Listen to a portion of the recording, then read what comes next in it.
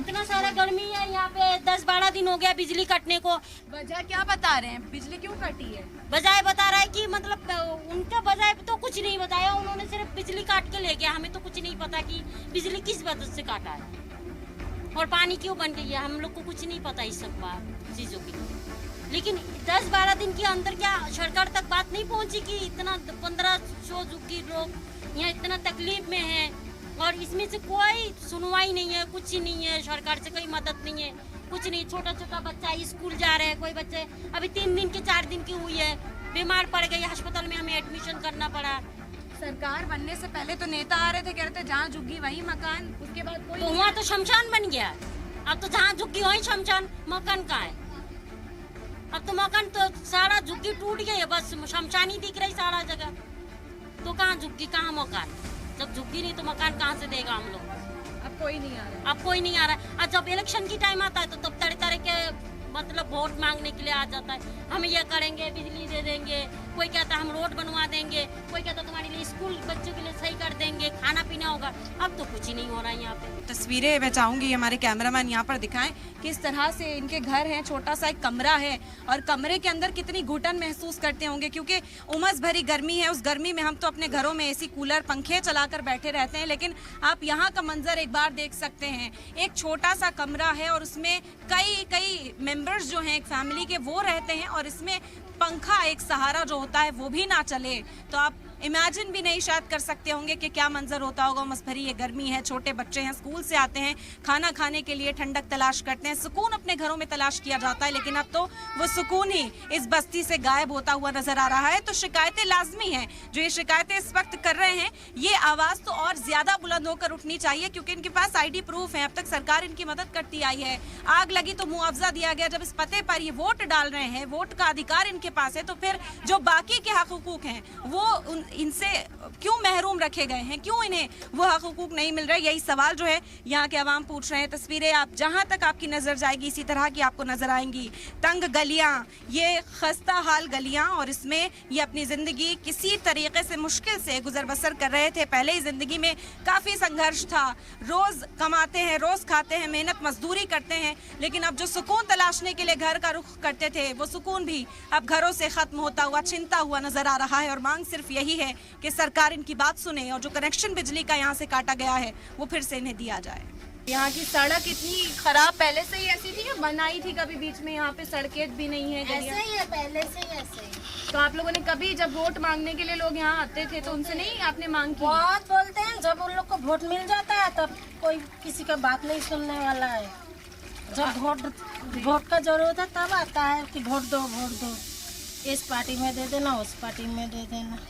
अब क्या आपको डर सता रहा है, बिजली आएगी नहीं आएगी, क्या करना? हम लोग को तो यही सता रहे कि हम लोग को झुग्गी ना तोड़े, बिजली तो काट के लेके गया, पानी का दिक्कत है, ऐसे रास्ता भी है, हम लोग को जाने का बहुत मुश्किल चल रहा है। हमारे साथ इस वक्त यहाँ पर है, शदीद गर्मी से ये बच्चे अब त्रस्त हो चुके हैं, परेशान हो चुके हैं और इनके भी कुछ मुतालबात हैं जो कैमरे के जरिए सरकार तक पहुँचाना चाहते हैं। क्या कहना चाहते हैं? बेटी पढ़ाओ बेटी बचाओ, वो जो सरकार बोलते हैं हम तो अंधेरे में पढ़ भी नहीं सकते। और आज स्कूल गए थे, मैम ने बोले होमवर्क क्यों नहीं है, हम लोग बोले लाइट ही नहीं है। कैसे रहते हो, गर्मी लगती होगी? हाँ गर्मी लगती है तो किसी के घर में भी जाना पड़ता है, बाहर में भी सोना पड़ता है।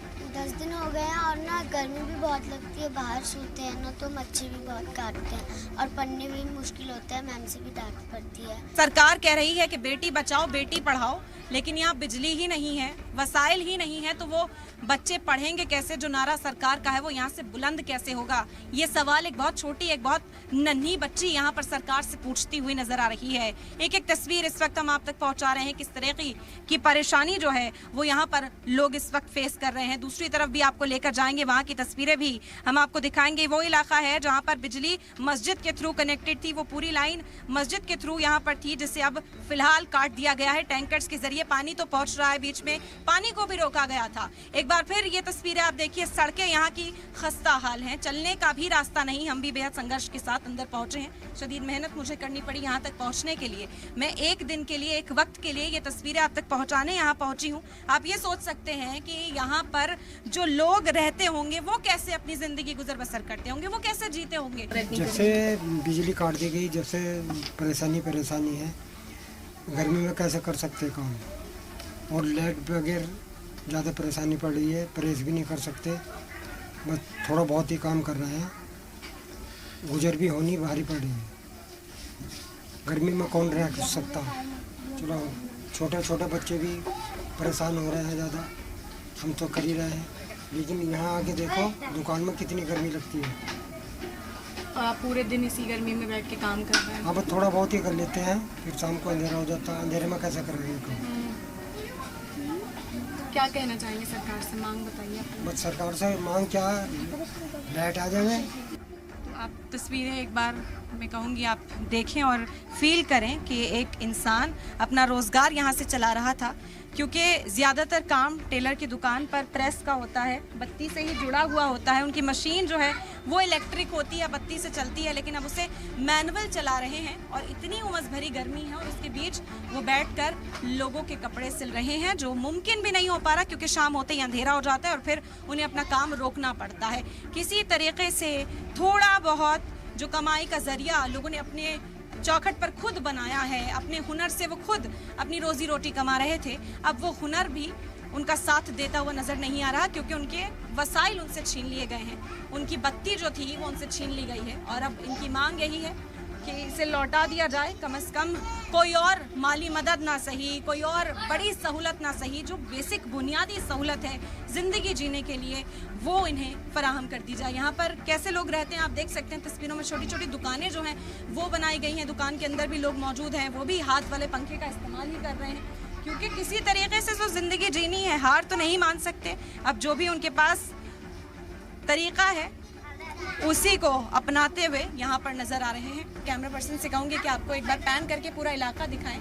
यहाँ पर सिर्फ झुग्गियाँ नहीं, पक्के मकान भी है। लोगों का साफ तौर पर कहना है कि सरकार से उन्हें मदद मिली है, सरकार से परमिशन मिली है, तब उन्होंने यहाँ इतना पैसा लगाया है, तब उन्होंने इन मकानों को पक्का किया है। तो ऐसा नहीं है कि टीन शेड हैं और झुग्गियाँ हैं कि यहाँ पर बस लोग बसे हुए हैं। लोग पूरे प्रूफ के साथ, Aadhaar card, voter ID, voting right के साथ यहाँ पर रह रहे हैं। उसके बावजूद भी यहाँ की बिजली काट दी गई और अमूमन ज़्यादातर जो लोग हैं उन्हें पता भी नहीं कि इसके पीछे की वजह क्या है। बस कुछ टीम के लोग पहुँचते हैं और बिजली काट देते हैं। फिलहाल कोर्ट जाने की बात भी की जा रही है, अब देखना होगा कि इसका नतीजा क्या होता है। आगे भी आपको लेकर चलते हैं।